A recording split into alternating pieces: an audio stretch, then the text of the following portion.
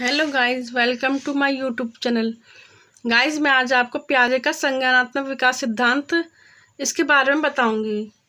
Guys, संज्ञानात्मक विकास सिद्धांत के बारे में बताने से पहले मैं आपको बता देती हूँ कि जो हमारे टेस्ट होते हैं, C TET, S TET, UP, जितने भी हमारे टेस्ट होते हैं, इसमें पियाजे से संबंधित कई प्रश्न आ जाते हैं और जब तक आप इसको समझेंगे नहीं तब तक आप उनके प्रश्नों का हल नहीं कर सकते हैं। और अब तो टेस्ट का मोड भी चेंज हो गया है, उसमें अप्लाई क्वेश्चन आएंगे, इसलिए आप पियाजे की संज्ञानात्मक अवस्था के डायरेक्ट क्वेश्चन ना समझकर आप उसको अप्लाई मोड में समझने की कोशिश करें। और मैंने इससे पहले एक वीडियो अपलोड करी थी, संज्ञानात्मक विकास का अर्थ, आप उसको ज़रूर पढ़ें, देखें, क्योंकि जब तक आप उसको नहीं देखेंगे, संज्ञानात्मक विकास का अर्थ नहीं समझेंगे, पियाजे का सिद्धांत समझने में दिक्कत आएगी। चलिए गाइस, आगे बढ़ते हैं। इसमें पियाजे ने सैद्धांतिक अवधारणा को दो भागों में बांटा है, एक संज्ञानात्मक संरचना, एक संज्ञानात्मक कार्य प्रणाली। संज्ञानात्मक संरचना के भी दो भाग करे उन्होंने, व्यवहारात्मक स्कीमा और ज्ञानात्मक मानसिक स्कीमा। और संज्ञानात्मक कार्य प्रणाली को भी उन्होंने तीन भागों में बांटा है, एक आत्मीकरण, एक समायोजन, एक संतुलीकरण। फिर पियाजे की बौद्धिक ज्ञानात्मक अवस्थाएं, इनको भी उन्होंने चार भागों में बांटा है, एक ज्ञानेंद्रिय गामक अवस्थाएं, एक पूर्व क्रियात्मक अवस्था, एक मूर्त क्रियात्मक अवस्था और चौथी है उनकी औपचारिक क्रियात्मक अवस्था। गाइज, आप इनके नाम इंग्लिश में याद करें तो ज़्यादा बेटर रहेगा। ज्ञानेंद्रिय गामक अवस्था, जो कि जन्म से 2 वर्ष तक की आयु तक रहती है, इसको सेंसरी मोटर स्टेज कहते हैं। पूर्व क्रियात्मक अवस्था, जो 2 वर्ष से 7 वर्ष की आयु तक रहती है, ये प्री ऑपरेशनल स्टेज कहलाती है। मूर्त क्रियात्मक अवस्था, जो 7 वर्ष से 12 वर्ष की आयु तक रहती है, ये कंक्रीट ऑपरेशनल स्टेज कहलाती है। और औपचारिक क्रियात्मक अवस्था, जो 12 वर्ष से लेकर 15-16 वर्ष की आयु तक रहती है, फॉर्मल ऑपरेशनल स्टेज कहलाती है। अब हम इसके बारे में विस्तार से समझेंगे। देखिए गाइस, पियाजे का संज्ञानात्मक विकास सिद्धांत। पियाजे का पूरा नाम जॉन विलियम फ्रिट्ज पियाजे था, जिनका जन्म 9 अगस्त 1896 में और मृत्यु इनकी 16 सितंबर 1980 में हुई थी। जीन पियाजे स्विट्जरलैंड के निवासी थे। ये चिकित्सक मनोवैज्ञानिक थे। ये जो चिकित्सा मतलब डॉक्टर भी थे और साइकोलॉजिस्ट भी थे। बच्चों का निरीक्षण करने की पियाजे में विलक्षण प्रतिभा थी, क्योंकि इन्होंने खुद के 3 बच्चों पर ये प्रयोग कर करके ये सिद्धांत विकसित करा था। उनके सावधानी पूर्वक किए गए प्रेक्षणों से ने हमें यह खोजने की सूझबूझ भरे तरीके बताए कि बच्चे कैसे अपने संसार के साथ क्रिया करते हैं, जो मतलब आसपास का जो उनका वातावरण होता है बच्चे का, उसके साथ कैसे क्रिया करता है और उनमें तालमेल बैठाता है। पियाजे विकासात्मक मनोविज्ञान के क्षेत्र में एक बड़ी हस्ती हैं। इन्होंने ऐसी अवधारणाएं बताई जिनको आज भी टिके रहने की क्षमता आकर्षण है। देखिए, कितने साल पहले उन्होंने ये सिद्धांत दिया होगा और आज भी इस पियाजे से संबंधित इतने क्वेश्चन हमारे टेट में आते हैं। पियाजे की मुख्य रुचि ज्ञान के अस्तित्व और विकास में थी। ये जीव वैज्ञानिक थे, इसलिए इनका मानना था कि जैसे जैसे जीव जैविक रूप में परिपक्व होता है और अनुभवों से सीखता है, बुद्धि बदलती है, विकसित होती है। यानी जो जीव होता है, अपने कोई भी जो व्यक्ति होता है, बच्चा होता है, वह अब उसका विकास किस तरह होता है, अनुभवों से सीखेगा तो उसकी बुद्धि बदलेगी और वो विकसित भी होगी। पियाजे की आधारभूत धारणाएं कैसी थी? उन पियाजे ने हमारे मस्तिष्क के 2 पक्ष बताए। एक बताया उन्होंने संज्ञानात्मक संरचना, एक बताया उन्होंने ज्ञानात्मक कार्य प्रणाली या व्यवहार। संज्ञानात्मक संरचना, अन्य प्रजातियों से अलग मानव शिशु कुछ जन्मजात प्रवृत्तियां या सहज प्रवृत्तियां, देखना, चूसना और पकड़ने को लेकर पैदा होता है। यानी जो बच्चा होता है वह देखना, चूसना, पहुंचना, पकड़ना, इनको लेकर पैदा होता है। गाइस, अभी 2 दिन पहले एक बच्चे का जन्म हुआ था, तो उसमें वो बच्चा आँख खोल कर देख रहा था सबको। चूसना, माँ का स्तन में पैदा होते ही किस तरह चूसने लग जाता है, क्योंकि ये शक्तियाँ वो लेकर पैदा होता है। पकड़ना, पहुँचना, ये थोड़े दिनों बाद फिर उसमें और विकसित हो जाती हैं चीज़ें। ये इस प्रकार शिशु के पास प्रारंभ में संज्ञानात्मक संरचना के रूप में 4 संज्ञानात्मक योग्यता पाई जाती हैं।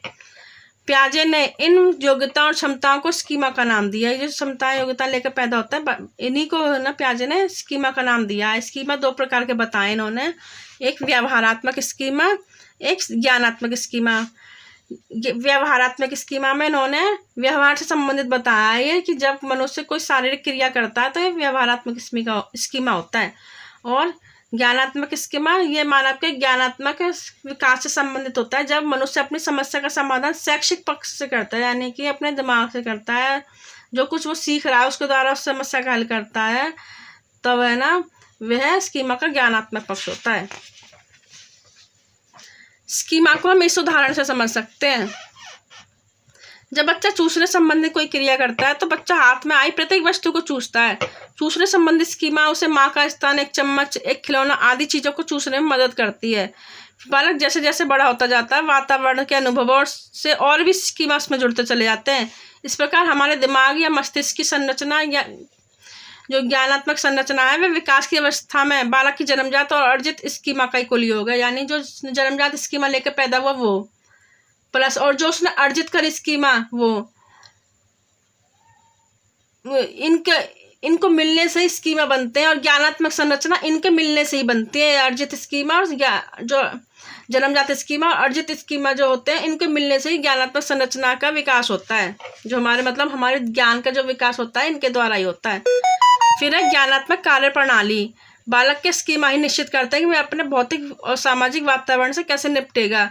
अपनी समस्याओं से वह जितनी अच्छी तरह से समायोजित होता रहेगा वह उतना ही संज्ञानात्मक रूप से विकसित होता रहेगा। इस तरह की समायोजन का संबंधी कार्य प्रणाली को ठीक तरह आगे बढ़ाने में पियाजे ने निम्न आवश्यक तथ्य बताए हैं। देखिए गाइस, जिस बच्चे का जितने अच्छी तरह विकसित होंगे किसके द्वारा, भौतिक और सामाजिक वातावरण के द्वारा, जिस तरह स्कीमा जो उनमें और ज़्यादा अर्जित स्कीमा जितने ज़्यादा इकट्ठे करता जाएगा उसका वह उतना ही अच्छा उसका ना ज्ञान विकसित हो, उतना ही उसका बुद्धि विकसित होती है।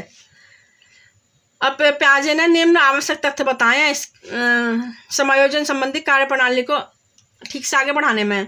एक होता है आत्मीकरण, असिमिलेशन। एक ऐसी प्रक्रिया है ये आत्मीकरण जिसमें बालक किसी समस्या का समाधान करने के लिए पहले सीखी हुई योजनाओं और मानसिक योजनाओं का सहारा लेता है। जैसे बालक जन्मजात प्रवृत्ति यानी स्कीमा चूसना का प्रयोग माँ के स्तन के अलावा हाथ में आई सामने रखी प्रत्येक वस्तु को लेकर करता है, यानी जब वह पैदा होता है तब सिर्फ माँ का स्तन दूध पीने का काम करता है, फिर बाद में सामने जो भी उसकी वस्तु आती है उसी को हाथ में लेकर चूसने लग जाता है। समायोजन, एकोमोडेशन, इसका अर्थ है नए विचारों या वस्तुओं को समायोजित करने में विद्यमान स्कीमा में परिवर्तन करना। यह तब करता है जब पुरानी स्कीमा काम नहीं करती और बालक को नए को पुराने के साथ समायोजित करना पड़ता है। उदाहरण, जब बालक के सामने बड़ा नया खिलौना लाया जाए तो वह इसे चूसने की कोशिश करता है, लेकिन वह तो इसे हाथ में भी नहीं पकड़ पाता, तो उसे संज्ञानात्मक संरचना में परिवर्तन करने की कोशिश करनी पड़ेगी। फलस्वरूप अब बालक खिलौने को चूसने की वजह से धक्का देकर खेलता। अब उसने अपने स्कीमा में और परिवर्तन कर लिया, एक और स्कीमा जोड़ लिया उसने समायोजन के द्वारा। संतुलीकरण, इक्विलिब्रेशन। इक्विलिब्रियम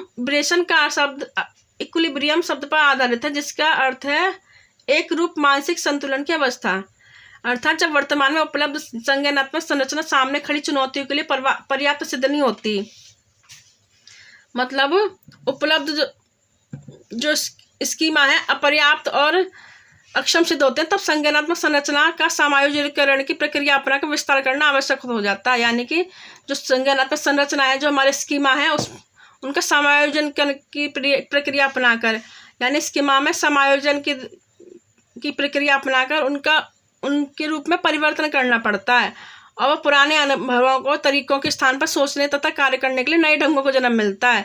यानी जो पहले जो काम करता आ रहा था वो इस परिस्थिति में वो जो पहले काम करता आ रहा था उससे वो उस परिस्थिति को ठीक तरह से हल नहीं कर पा रहा, सामना नहीं कर पा रहा है, तो वह उनमें नए ढंगों को नए सोचने का नए तरीकों को विकसित करेगा वो, और समस्या का समाधान ढूंढ लिया जाता है। और जो बेचैनी छटपटाहट नई परिस्थिति का सामना समस्या का विशेष हल करने के लिए उसको हो रही थी, उस छटपटाहट यानी कि उस असंतुलीकरण में को विराम लग जाता है और वह बालक की अपनी वातावरण जन्य परिस्थिति और स्वयं के बीच संतुलन कायम कर लेता है।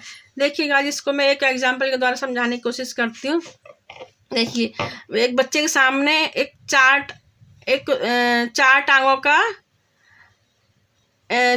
का एक जानवर है, पूछता है कि ये कौन है, तो उसकी माँ कहती है कि बेटा ये कुत्ता है।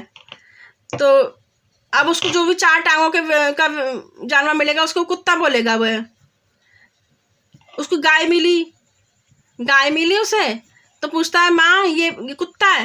वो कहता नहीं, माँ कहती है नहीं बेटा ये कुत्ता नहीं, ये गाय है। तो बच्चा कहेगा इसके तो 4 पैर हैं, इसकी पूंछ है।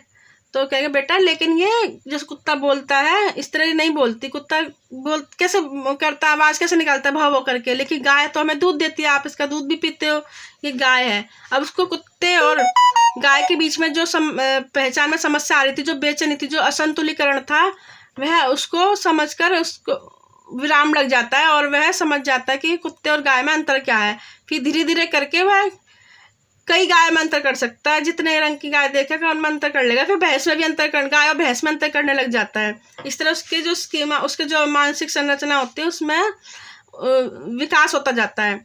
ये निष्कर्ष देखिए, जन्मजात मूल प्रवृत्तियों को तथा सहज प्रवृत्ति के रूप में वंशानुक्रम के द्वारा प्रदत्त मूलभूत संज्ञानात्मक संरचना या बुनियाद, जिस पर आगे चल के संज्ञानात्मक विकास रूपी महल खड़ा होता है। यानी जो जन्मजात मूल प्रवृत्तियाँ होती हैं, सहज और प्रवृत्ति होते हैं, मूल प्रवृत्तियाँ भूख और सहज प्रवृत्तियाँ रोना, इनमें वंशानुक्रम के द्वारा प्रदत्त और वातावरण के द्वारा इन पे इनका जो संरचना होती है, जो स्कीमा होते हैं, इन पे ना इनमें परिवर्तन कर करके वह अपने ज्ञान का विस्तार, अपने दिमाग का विस्तार करने लग जाता है, अपनी बुद्धि का विस्तार करने लग जाता है। विकास काल में स्वाभाविक बुद्धि और विकासीय प्रक्रिया के माध्यम से मूलभूत संज्ञानात्मक संरचना और उसकी कार्यप्रणाली में आने वाले परिवर्तन और विकास, यानी कि जो उसकी स्वाभाविक बुद्धि होती है जब वो पैदा होता है, फिर उसमें विकास के द्वारा उसमें उसकी संरचना में वह परिवर्तन लाता है, उसके कार्य करने के ढंग में ही परिवर्तन आने लग जाता है बच्चे के, और विकास होने लग जाता है जिनमें अनुभव, शिक्षण, प्रशिक्षण आदि की भूमिका नहीं के बराबर होती है। इतना कुछ वह खुद से ही सीख लेता है। फिर लेकिन बाद में वह प्रशिक्षण के द्वारा, शिक्षण के द्वारा वह आत्मसातीकरण, यानी कि समस्याओं को अपनाना, उसको समायोजन करना, उसको संतुलन बना लेना, इन प्रक्रियाओं को काम में लाता है, जिससे उसके संज्ञानात्मक संरचना कार्य प्रणाली के परिवर्तन में विकास होता है। फिर आती है मानसिक संज्ञानात्मक विकास की अवस्थाएं। इसको गाइस प्याजे ने 4 अवस्थाओं में बांटा है। देखिए, पहली है इंद्रिय जनित गामक अवस्था, जो जन्म से लेकर 2 वर्ष तक की होती है। इसकी निम्न विशेषताएं बताई हैं। एक, ज्ञानेंद्रिय गामक समाधान, ज्ञानेंद्रिय गामक क्रियाओं का समन्वय, जिज्ञासा की उत्पत्ति, अनुकरण की उत्पत्ति, वस्तु का स्थायित्व, जीववाद। देखिए गाइस, ज्ञानेंद्रिय गामक समाधान में बालक का विकास सहज क्रिया से ज्ञान इंद्रिय गामक समाधान के समस्याओं तक बढ़ता है। यानी कि जो सहज क्रिया होती है, सिर्फ रोने तक की जो क्रिया होती है, वह अब वो 5 जो उसकी ज्ञान इंद्रिय होती हैं, जो उसकी 5 सेंस ऑर्गन्स, 5 सेंस ऑर्गन्स होते हैं, और उसकी जो गामक सामाजिक समस्याएं, इनमें उनका है ना, इनमें अंतर क्रिया करके वह और ज़्यादा अपने विकास, अपने दिमाग को, अपने जो समाधान है उनको हल करने लग जाता है। जैसे जो वस्तु वह रोकर मांगता था, उसे हाथ के इशारे से वो प्राप्त करना चाहता है। वो चाहता है कि वो कम रोए और इशारों से उन वस्तुओं को मांग लेता है। फिर ज्ञानेंद्रिय गामक क्रियाओं का समन्वय। ज्ञानेंद्रिय गामक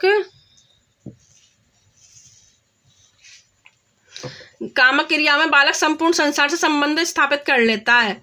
जिज्ञासा की उत्पत्ति। इस अवस्था में बच्चा नई वस्तु और पिछले अनुभवों के आधार पर जिज्ञासा उत्पन्न करता है। अनुकरण की उत्पत्ति। बालक अपने से बड़ों का अनुकरण करता है। वस्तु का स्थायित्व। 6 महीने के शिशु के लिए वस्तु तभी तक जरूर विद्यमान होती है जब तक उन्हें देख सकता है, लेकिन 2 वर्ष की अवस्था में जब वस्तु को स्थायी समझने लग जाता है और जो खिलौना उससे छुपा लिया गया था उसे ढूंढता है। जैसे उसके बहन उसके साथ खेल रही है और उसने वो खिलौना छुपा दिया है, तो वह 6 महीने तक तो सोचेगा कि खिलौना अब है नहीं सामने, लेकिन 2 वर्ष की शुरुआत में वह समझ लेता है कि उसकी बहन ने वो खिलौना छुपा दिया और उसे ढूंढने लग जाता है। जीववाद में सभी चीज़ों को जीवित मान लेता है, उसको निर्जीव और सजीव में अंतर नहीं समझ में आता। फिर आती है दूसरी अवस्था, पूर्व क्रियात्मक अवस्था, प्री ऑपरेशनल स्टेज, 2 से 7 वर्ष तक। इस अवस्था में बालक की अभिव्यक्ति का माध्यम भाषा बनने लग जाती है। गामक क्रियाएं नहीं, यानी जो सारे काम जो एक्टिविटी करके करता था वो बोल कर भी कर लेता है। इस अवस्था में मानसिक विकास की कुछ विशेषताएं देखने को मिलती हैं। मौखिक भाषा का तेज विकास होता है। इसमें सभी बच्चे किसी औपचारिक अनुदेशन के बिना अपनी मूल भाषा सीख लेते हैं, यानी उनको कोई ट्रेनिंग की जरूरत नहीं पड़ती है। वे अपनी जो मूल भाषा, जैसे अपनी मातृभाषा, जो जिस वातावरण में रह रहे हैं, वो अपनी उस भाषा को खुद सीख लेते हैं। संप्रत्य निर्माण। प्रारंभ। इस अवस्था में संपत्ति निर्माण की प्रक्रिया प्रारंभ हो जाती है। वे वस्तुओं को समूहों में विभाजित कर उन्हें नाम देना शुरू कर देते हैं, परंतु शुरू के वर्षों में उनका संपत्ति निर्माण अधूरा दोषपूर्ण होता है। वह सभी पुरुषों को पापा, सभी स्त्रियों को मम्मी कहते हैं, यानी कि कोई भी स्त्री अगर उसकी मम्मी घूंघट करती होगी तो कोई भी स्त्री को घूंघट में देखेगा तो उसी को मम्मी समझ लेगा। जीवंत चिंतन या जीववाद। शुरू के वर्षों में बालक सजीव और निर्जीव वस्तुओं में अंतर नहीं कर पाता। एक बालक की गुड़िया को भी उसी तरह से गर्मी सर्दी लगती है जैसे कि उसको लगती है, लेकिन इस अवस्था को पार करने से पहले वह जीवित निर्जीव वस्तुओं पूरी तरह भेद करने लग जाता है। फिर है आत्म केंद्रित चिंतन। इस अवस्था में बालक सोचता है कि वह जो भी कर रहा है, जो भी सोच रहा है, सही सोच रहा है, सही कर रहा है। संसार में जो कुछ भी सब उसके लिए है। पापा मम्मी सिर्फ उसी के हैं, चांद तारे उसी के हैं। चिंतन में यथार्थता। इस अवस्था में बालक में अच्छी तरह सोचने, समझने, तर्क करने की शक्ति का पूरी तरह अभाव पाया जाता है, परंतु वे कल्पनाशील होते हैं। विपरीत या पलट करके सोचने की शक्ति का अभाव। इस योग्यता के अभाव में वह यह समझने में असफल रहता है कि उसके घर से स्कूल जितना दूर है उतना ही उसके स्कूल से घर दूर है। वस्तुओं को उनकी संख्या या परिमाण के संदर्भ में न समझ पाना। अगर बालक के सामने दो कांच के बर्तन लिए जाएं जिनमें एक पतला या लंबा दूसरा नाटा या चौड़ा हो तो उनमें दूध डाला जाएगा तो बालक चौड़े बर्तन वाला गिलास दूध लेगा, उसे लगेगा इसमें दूध ज़्यादा है।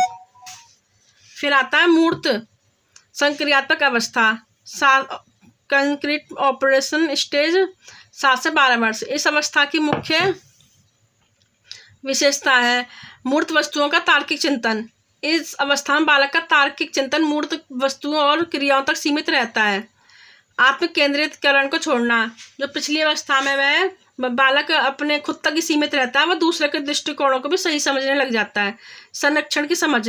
बालक मूर्त, क्रियात्मक, असंख्यता, लंबाई, क्षेत्रफल, अंत में घनत्व तक का संरक्षण समझने लग जाता है। जो पहले जोड़ घटा तक ही सीमित था, वह लंबाई, चौड़ाई, क्षेत्रफल इन सब के बारे में समझने लग जाता है। पलटाने का गुण विकसित। बालक में विपरीत ले जाने की योग्यता का या विचार को विपरीत ले जाने की और आगे ले जाने की योग्यता विकसित हो जाती है। उदाहरण के लिए 10 से लेकर एक तो उल्टी गिनती कर सकता है। और जो बालक यह समझता था कि उसके घर से स्कूल दूर है, स्कूल से घर पास है, तो वह अब समझने लग जाते हैं कि दोनों की समान दूरी होती है इन दोनों में। वस्तुओं का वर्गीकरण, समूहीकरण। बालक वास्तविक वस्तुओं और वस्तुओं के समूह के बीच संबंध को समझने में समर्थ हो जाता है। समस्या समाधान आरंभ कर देना। इस अवस्था में बालक समस्याओं को हल करने की योग्यता विकसित कर लेता है। अब आती चौथी स्टेज, अमूर्त औपचारिक संक्रियात्मक अवस्था, फॉर्मल ऑपरेशनल स्टेज। यह 12 वर्ष से 15 वर्ष तक की अवस्था होती है। इसकी निम्न विशेषताएं। उच्च स्तरीय संतुलन। बालक इस अवस्था में जटिल समस्याओं को भी प्रभावपूर्ण ढंग से निपट लेता है। वह परिकल्पना बनाने लग जाता है। सभी समस्याओं पर तार्किक चिंतन करने लग जाता है, चाहे समस्याएं मूर्त हो या अमूर्त हो, सभी समस्याओं पर तार्किक चिंतन करता है। प्रयास और त्रुटि समाप्त हो जाती है। इसमें वह बौद्धिक शक्तियों का प्रयोग करने लग जाता है इस विधि के स्थान पर। निगमनात्मक चिंतन पर आधारित, जो नियम से उदाहरण लेकर वह बालक सीखता है, ना कि उदाहरण से नियम पर। रटना समाप्त कर देता है और तर्क के साथ समझना शुरू कर देता है। इस तरह से बौद्धिक विकास की इस अंतिम अवस्था को पार करते करते किशोर और किशोरियां अपनी मानसिक योग्यता, क्षमताओं के विकास की विशाल ऊंचाइयों को छूने का प्रयत्न कर लेते हैं। गाइज, अगर आपको मेरा पढ़ाने का तरीका अच्छा लगा है तो प्लीज़ मुझे लाइक करें, शेयर करें, सब्सक्राइब करें और मुझे कमेंट करके ज़रूर बताएं कि आपको मेरा पढ़ाने का तरीका पसंद आया या नहीं। Thank you.